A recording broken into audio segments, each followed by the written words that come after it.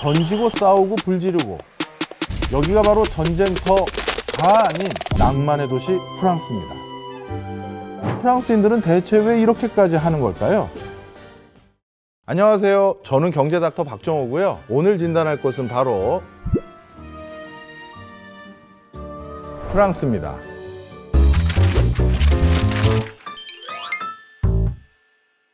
프랑스는 파업, 시위가 어마어마하게 일상화된 나라예요. 파업의 유형과 형태도 정말 남다릅니다. 우리나라에서는 좀처럼 파업하지 않는 학생, 환경미화원, 심지어 경찰, 파업을 하는 직종이 정말 다양합니다.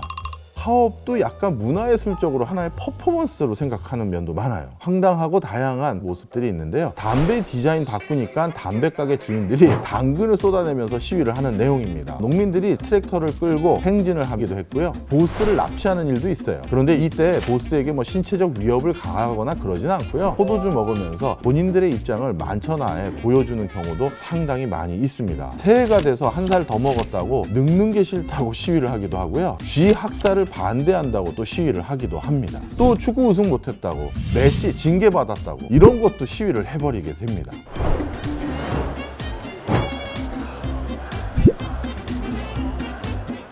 Bonjour. 파리에서 지금 5년째 거주 중인 이유진이라고 합니다. 별의별 시위랑 파업 현장을 다 겪은 것 같은데요. 저도 얼마 전에 이제 의대생으로서 시위에 참여한 적이 있었는데요. 저와 같은 학생들이나 일반 시민들이 쉽게 시위하는 곳이 바로 프랑스입니다.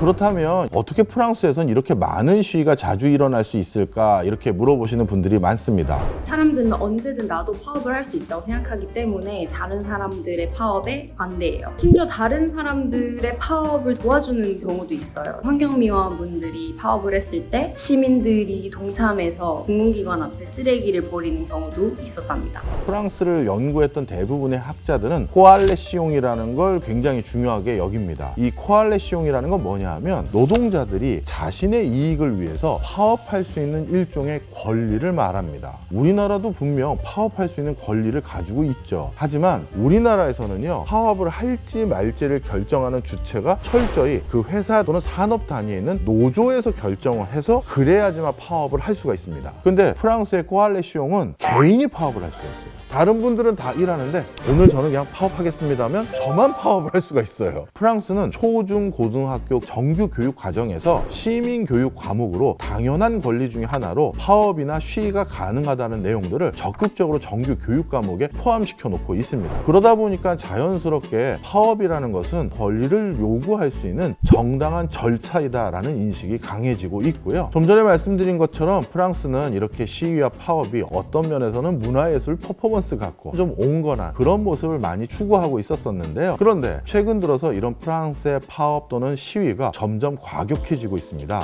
우리는 루이 16세를 처형했다, 마크롱도 똑같이 만들어줄 수 있다, 이런 시위 문구도 등장하기 시작했습니다. 열차, 비행기, 학교 등 거의 모든 프랑스의 공공부문이 올스톱을 한 상태다, 이렇게 보시면 되겠습니다. 심지어 요즘은요, 마크롱 단두대 짤까지도 유행하고 있다고 하더라고요. 다름 아닌 바로 연금 개혁 때문입니다.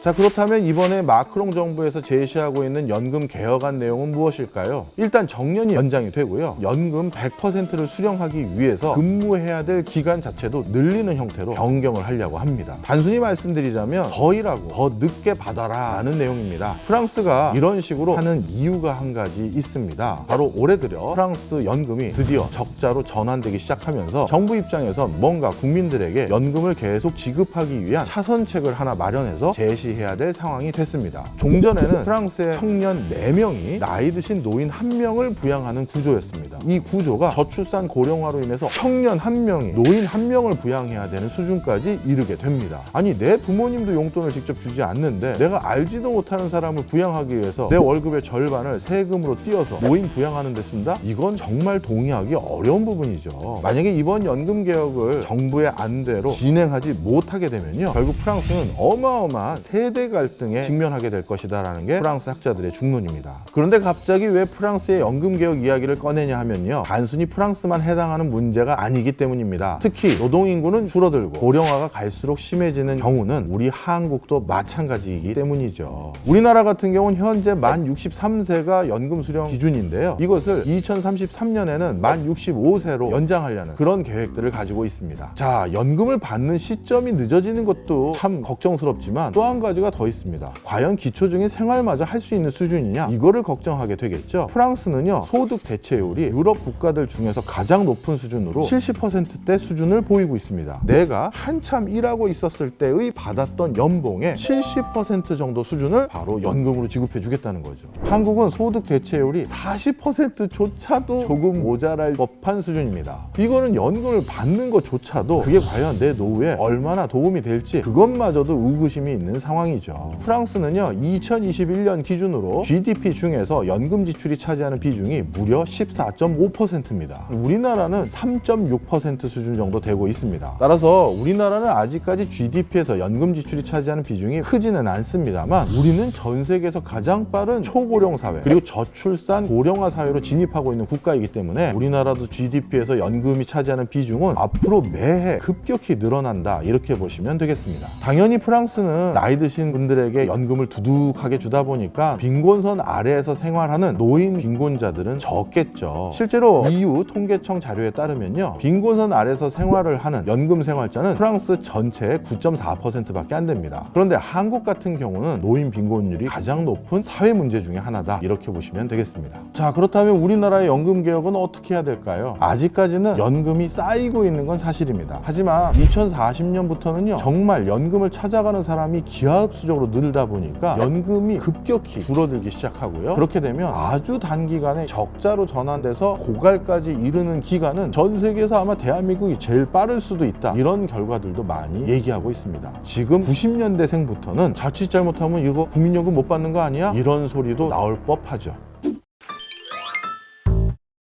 처음 연금 제도를 만들었을 때 그 제도를 지금까지 계속 유지하고 있는 나라는 없습니다. 독일 같은 경우도요, 연금이 이미 고갈이 돼서 몇 달 전에 걷어들인 세금 중에 일부를 연금 지급하는 데 사용하고 있는 경우도 있습니다. 이처럼 많은 나라들이 이 연금에 대한 개혁은 계속해서 해가고 있어요. 하지만 우리나라는 아직까지 좀처럼 전개되지 않아서 많은 걱정이 되고 있는 상황입니다. 오늘의 진단은 여기까지입니다. 여러분은 어떠셨나요?